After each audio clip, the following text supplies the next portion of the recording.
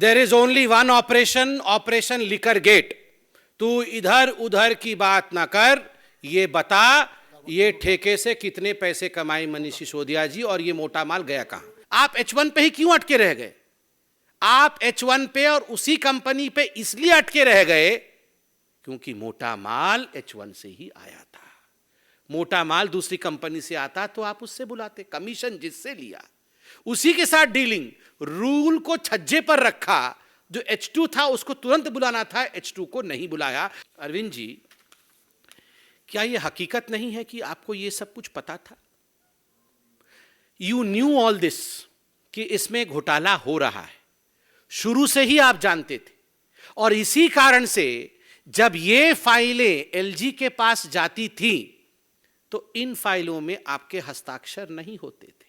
ये क्या दुनिया को बेवकूफ समझते हैं? एक चीफ मिनिस्टर हैं, ये एलजी के पास इतने बड़े बड़े प्रपोजल भेज रहे हैं और उन पे हस्ताक्षर नहीं हुई। Has seen, he has seen, ऐसे होता है क्या? अरविंद जी, 6 प्रश्नों का उत्तर तो मनीष सिसोदिया देंगे, एक प्रश्न का उत्तर आप दे दीजिए। Did you see the file? ये जो दिल्ली एक्साइज पॉलिसी की फाइल थी, जिस प्रकार की बौखलाहट आम आदमी पार्टी में विगत कुछ दिनों से देखने को मिल रहा है, इसमें किसी प्रकार का संशय और दोमत नहीं है कि मनीष सिसोदिया जी को लेकर आम आदमी पार्टी घिरी हुई नजर आ रही है। क्या होलसेल का काम आपने सरकार के पास रखा? नहीं रखा। आपने इसे प्राइवेट प्लेयर्स को दिया और उसके कारण बाद में जो हुआ वो हम सब जानते हैं। और बंधुगण, ये जो प्राइवेट प्लेयर्स को दिया मनीष सिसोदिया और अरविंद केजरीवाल ने, ये होलसेल का काम, यह भी बिना टेंडर किए दिया। कोई टेंडर प्रोसेस फॉलो नहीं किया, बस यारों को दे दिया। रेबड़ी बट रही थी, तुम मेरे यार हो, ये ले जाओ। पंजाब के चुनाव के समय मोटे माल की आवश्यकता थी, जिसने मोटा माल दिया, इस रिपोर्ट को दरकिनार करके मोटा माल जेब में और वेंड्स अर्थात जो दुकानें होती हैं, जो शराब की दुकानें होती हैं, वो कार्टेल के पास। कुल मिलाकर 19-20 रिटेलर्स जिनको इन्होंने ठेके दिए थे, हमसे ना हो पाएगा, पैसा तो हमसे आपने ले लिया, अब हमारा क्या होगा, ये कह के ये 19 कंपनियों ने सरेंडर कर दिए, हाथ खड़े कर दिए। जैसा कि आप जानते हैं,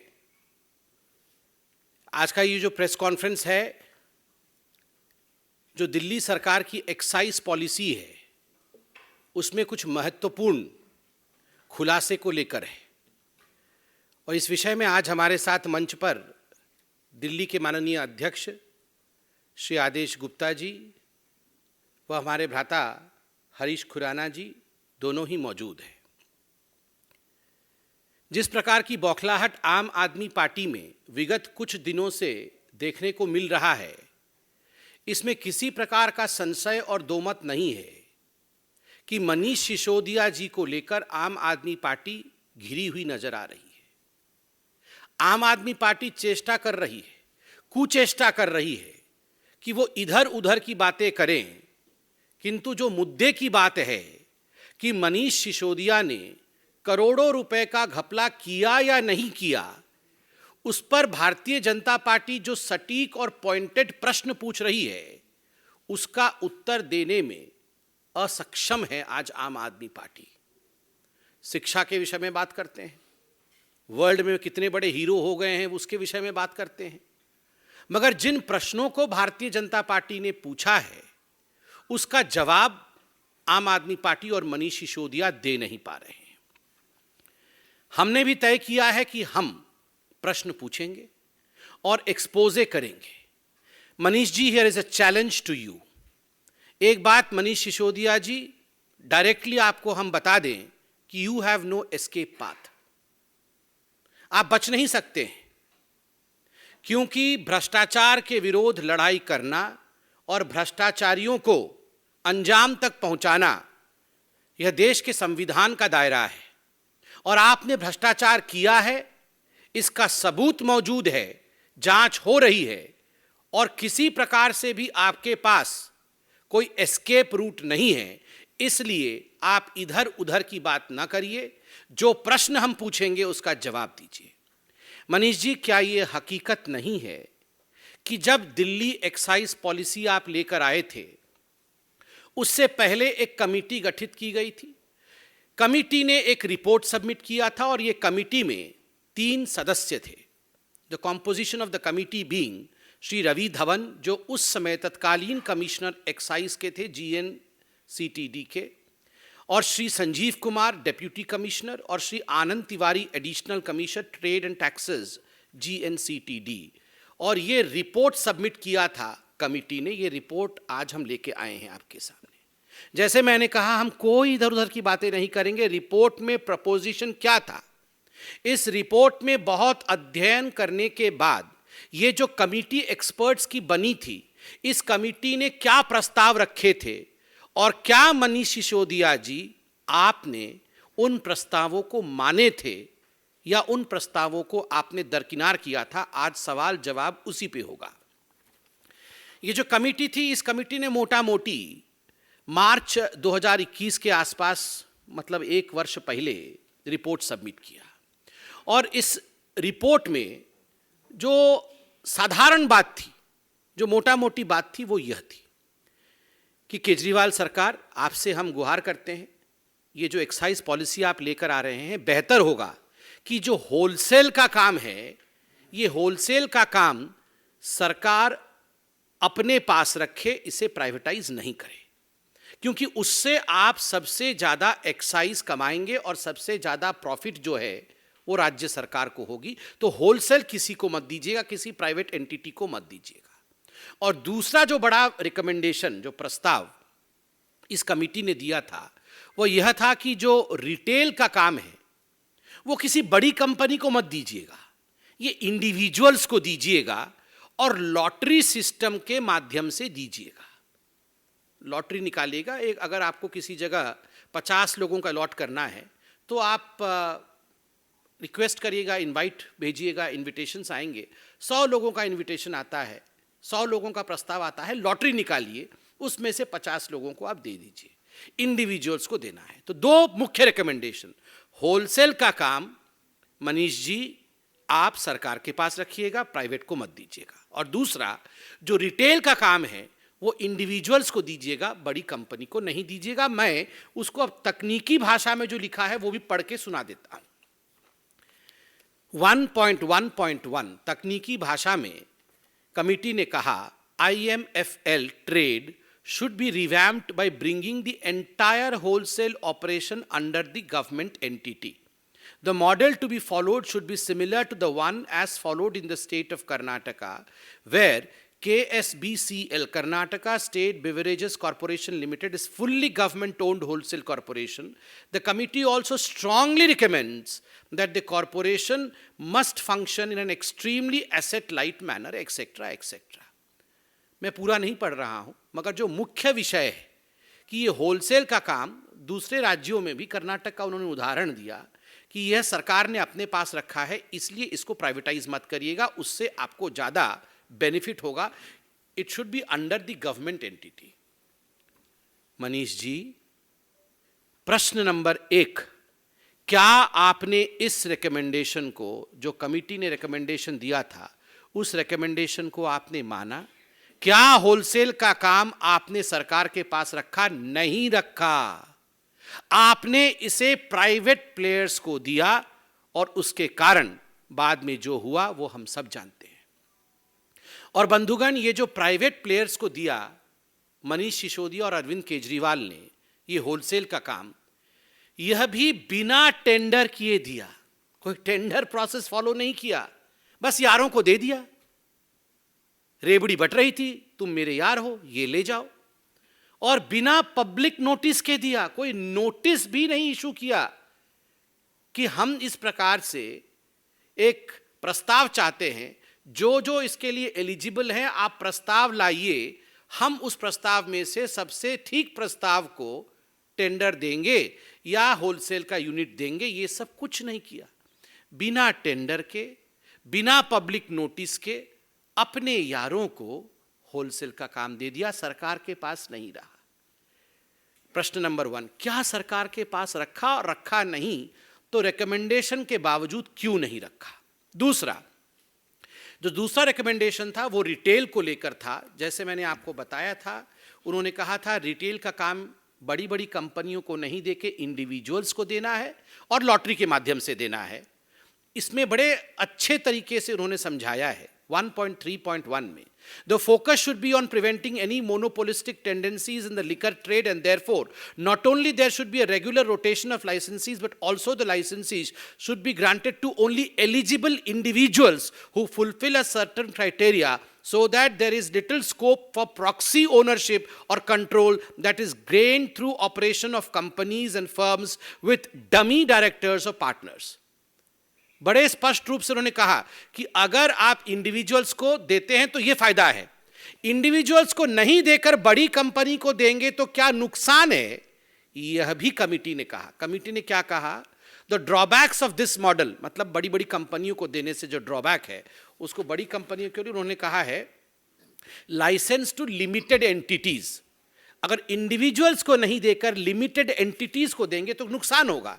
the drawbacks of this model are that there is highly prone to cartelisation and market capture by limited number of licensees. Cartelisation हो जाएगा, करप्ट लोगों का ग्रुप बन जाएगा और मार्केट कैप्चर हो जाएगा। इतना रिकमेंडेशन, क्लियर कट रिकमेंडेशन, इसमें किसी प्रकार की कोई एम्बिग्विटी नहीं है मनीष सिसोदिया जी। उसके बावजूद आपने इन रिकमेंडेशंस को दरकिनार किया और आपने शराब माफिया को, जिन्होंने कार्टेल बनाया, उन कार्टेल कंपनियों को आपने दिया, उन बड़ी कंपनियों को आपने दिया जो manufacturers are not allowed into retail.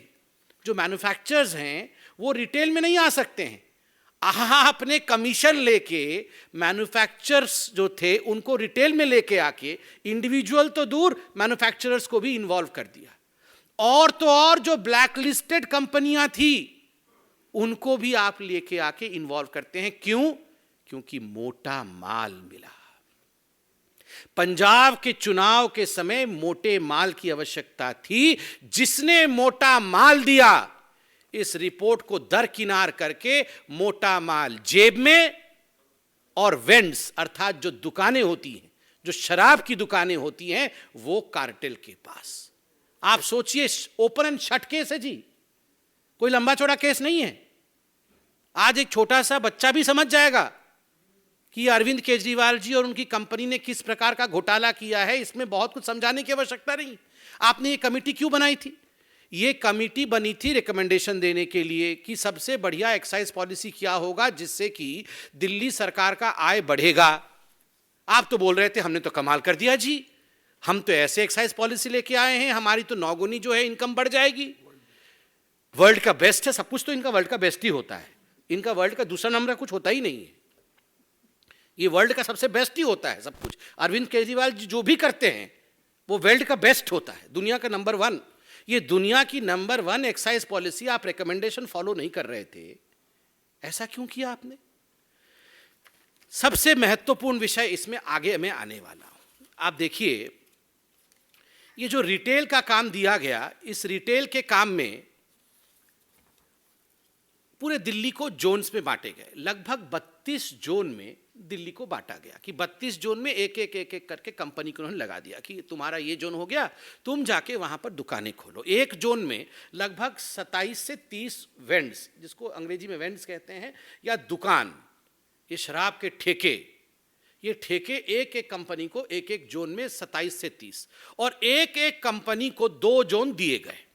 जितना जितना मोटा माल मिला उसी हिसाब से दिया गया। तो एक एक बड़ी बड़ी कंपनियों को, ब्लैक लिस्टेड कंपनियों को ये 2-2 जोन दे दिए गए, अर्थात एक एक कंपनी को लगभग 55 दुकानें, 54-55 दुकानें एक एक कंपनी को मिल गई।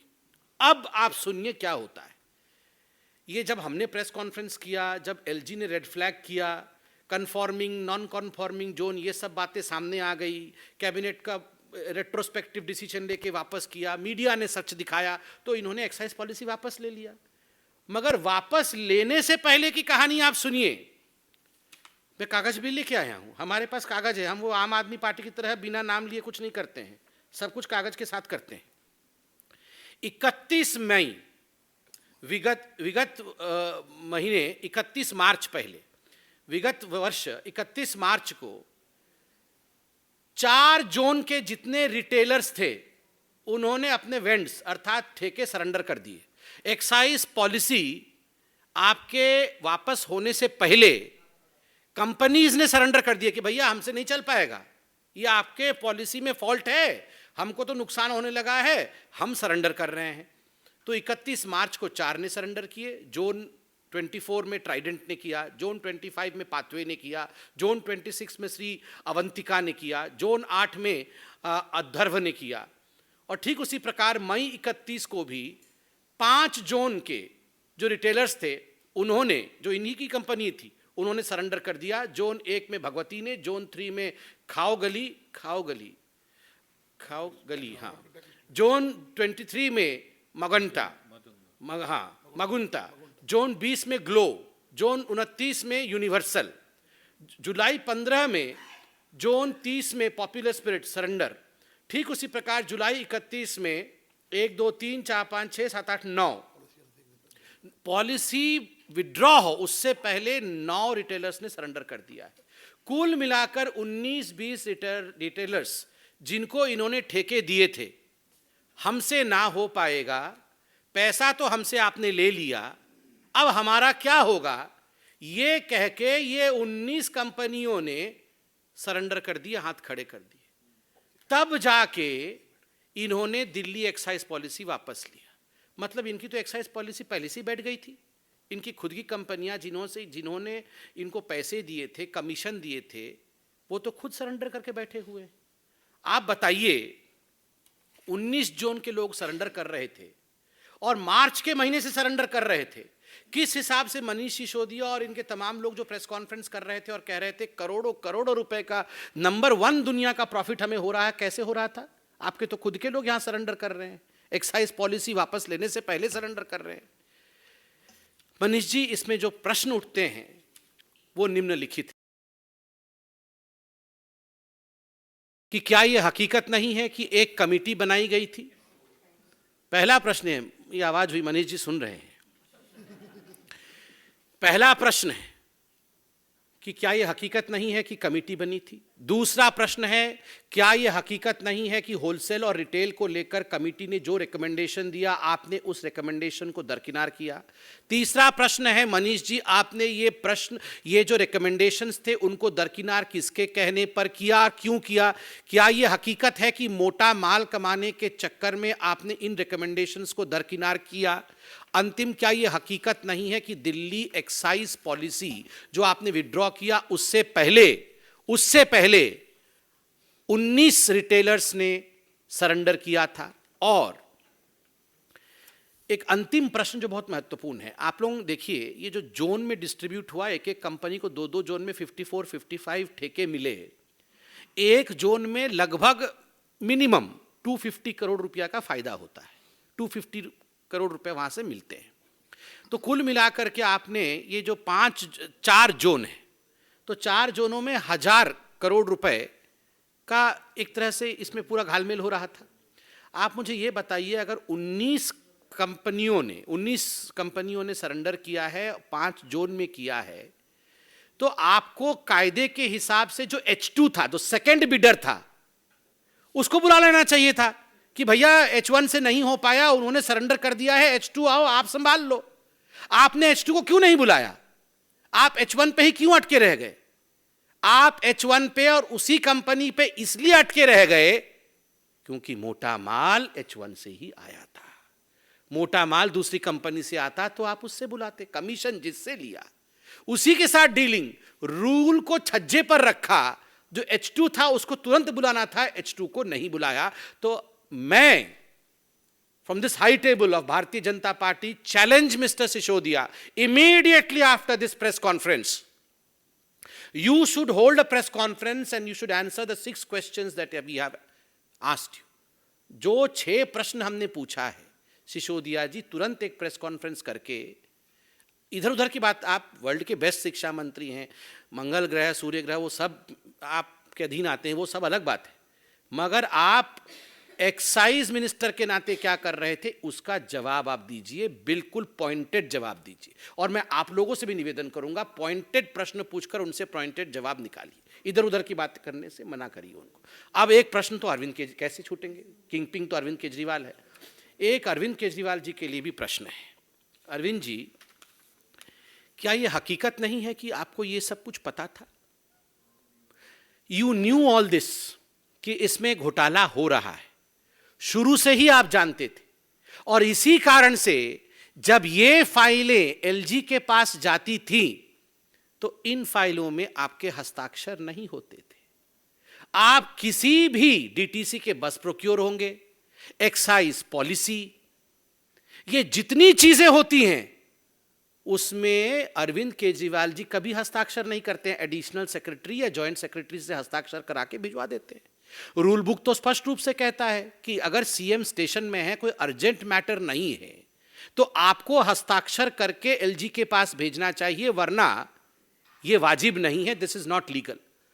मगर आपने जिस प्रकार से, और कल एलजी साहब की यह चिट्ठी आपने दिखाया है मीडिया में, dear Shri Arvind Kejriwal ji, it has been observed that in recent months a significant number of proposals as a matter of routine have been submitted by your office for my approval or for my opinion under Article 239AA(4) of the Constitution by your Joint Secretary or Additional Secretary with remarks, Honorable CM has seen and approved the proposal without specifying any grounds of urgency warranting such a communication। आगे आप सबने दिखाया है, कल की चिट्ठी है, इसलिए मैं इस पर विस्तार से नहीं जा रहा हूं। हस्ताक्षर नहीं होते थे, केवल सीएम ने दूर से देख लिया है।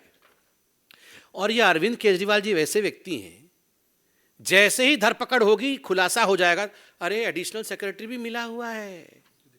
ये जो एडिशनल सेक्रेटरी और जॉइंट सेक्रेटरी चिट्ठी लेके चले जाते थे एलजी के पास, ये भी मोदी जी से मिले हुए हैं। मुझे फाइल 10 फीट की दूरी से ऐसे दिखाया था, इसलिए मैंने पढ़ा नहीं उसके अंदर क्या लिखा हुआ था। ये क्या दुनिया को बेवकूफ समझते हैं? एक चीफ मिनिस्टर हैं, ये एलजी के पास इतने बड़े बड़े प्रपोजल भेज रहे हैं और उन पे हस्ताक्षर नहीं हुई। ही हैज सीन, ऐसे होता है क्या? अरविंद जी, 6 प्रश्नों का उत्तर तो मनीष सिसोदिया देंगे, एक प्रश्न का उत्तर आप दे दीजिए, did you see the file? ये जो दिल्ली एक्साइज पॉलिसी की फाइल थी, did you see the file कि आपको 20-25 फुट की दूरी से ये एडिशनल सेक्रेटरी ने ऐसे दिखा दिया था कि ये है? आप इसका जवाब देंगे, ये हम आशा करते हैं। और प्लीज ये संजय सिंह जी को भिजवा करके, ये बाकी लोगों को भिजवा करके इधर उधर की बातें मत कराइए, मनीष सिसोदिया जी को ही भेजिए, वही इसका उत्तर दे और जो पॉइंटेड प्रश्न पूछे हैं उसका उत्तर दे। बहुत बहुत धन्यवाद। अभी माननीय अध्यक्ष आदेश जी इस विषय पर। अभी बड़े विस्तार से डॉक्टर संबित पात्रा जी ने आपके सामने शराब नीति के बारे में बातें रखी हैं। देखिए, कुछ दिन पहले मैं देवली में एक कार्यक्रम में गया था, वहाँ एक महिला मुझे मिली और वो महिला बड़ी उदास थी, उनकी आंखों में आंसू भी थे, कुछ कागज भी थे। तो मैंने उनसे पूछा कि क्या कारण है। बोली कि मेरा बेटा बीमार है, मैं उसका इलाज कराना चाहती हूँ। मेरे पति की कुछ दिन पहले मृत्यु हो गई है, 2 बेटियां हैं, उनकी शादी करनी है और बेटा अकेला कमाने वाला है। लेकिन जब से देवली के अंदर ये शराब का ठेका खुला है, उसको शराब की लत लग गई है और वो शराब बेहताशा पीने लगा है। और शराब पीते पीते इतना पीने लगा कि अस्पताल पहुंच गया है और मैं उसका इलाज कराऊं, मेरे घर में पैसे नहीं, खाने को कमाने वाला एक ही है, 2 बेटियां, उनकी शादी करनी है। तो हमने कुछ कार्यकर्ताओं को बोला कि भाई आप घर में मदद कीजिए इनकी। और उसके बाद हमने उनकी लड़के की फैक्ट्री मालिक से बात की। मैंने कहा आप उनका नंबर दीजिए, और उनसे मैंने जब बात की, मैंने कहा आप ये बताइए मैनेजर साहब कि ये बच्चा जब नहीं आता है तो आपको इंटीमेट करना चाहिए। बोले सर क्या बताऊं कि जब से एक बोतल पे एक बोतल फ्री मिलने लगी, हमारे फैक्ट्री में काम करने वाले अधिकांश लोग, वो फैक्ट्री में मजदूर जो काम करते हैं, वो शराब की दुकानों पे लाइनों पे खड़े थे। तो बहुत सारे लोगों से जब ये पता लगा कि फैक्ट्रियों में भी ये होने लगा, मुझे बहुत दुख भी हुआ और गुस्सा भी आया। उस महिला की आंखों में आंसू देखकर तकलीफ भी हुई कि केजरीवाल जी ऐसी शराब नीति ले आए जो लोगों के घरों को उजाड़ दिया। और मैं आपको प्रत्यक्ष बता रहा हूं, प्रीति और नीति नाम की 2 महिलाएं देवली के अंदर, जिन्होंने जब विरोध का झंडा उठाया देवली के उस ठेके के खिलाफ, तो उनको गुंडों से पिटवाया गया। केजरीवाल जी जो महिला सुरक्षा की बात करते हैं, महिलाओं के सम्मान की बात करते हैं, और उन महिलाओं को, उन मासूम महिलाओं को जिन्होंने शराब के ठेके के खिलाफ कि देवली के अंदर शराब का ठेका नहीं खोला जाना चाहिए। आप उस वीडियो को भी देख सकते हैं जिसमें बाउंसर बुलाए गए। किस लिए बुलाए गए? कि ये शराब का ठेका देवली के अंदर चलना चाहिए, बंद नहीं होगा। और उसकी बंद नहीं होगा। जब महिलाएं आई तो उनको गुंडों से पिटवाने का काम किया है। तो इस तरह का ये शराब नीति के जो दुष्परिणाम है और वास्तविकता है। मुख्यमंत्री जी कह रहे हमारे वर्ल्ड के सबसे अच्छे शिक्षा मंत्री हैं, और वो कभी नहीं बता रहे कि शराब मंत्री भी यही है। दुनिया के अंदर पहला उदाहरण होगा कि शिक्षा मंत्री भी वही है, शराब मंत्री भी वही है। स्कूल के पास ठेके खोल दिए। तो वास्तव में आज जो पाप केजरीवाल सरकार ने किया है, जहां एक और उन्होंने भ्रष्टाचार किया है, भ्रष्टाचार की इंतहा की है, हजारों करोड़ रुपए भ्रष्टाचार किए, जिसका बड़ी अच्छे तरीके से डॉक्टर संबित जी ने बताया आपको।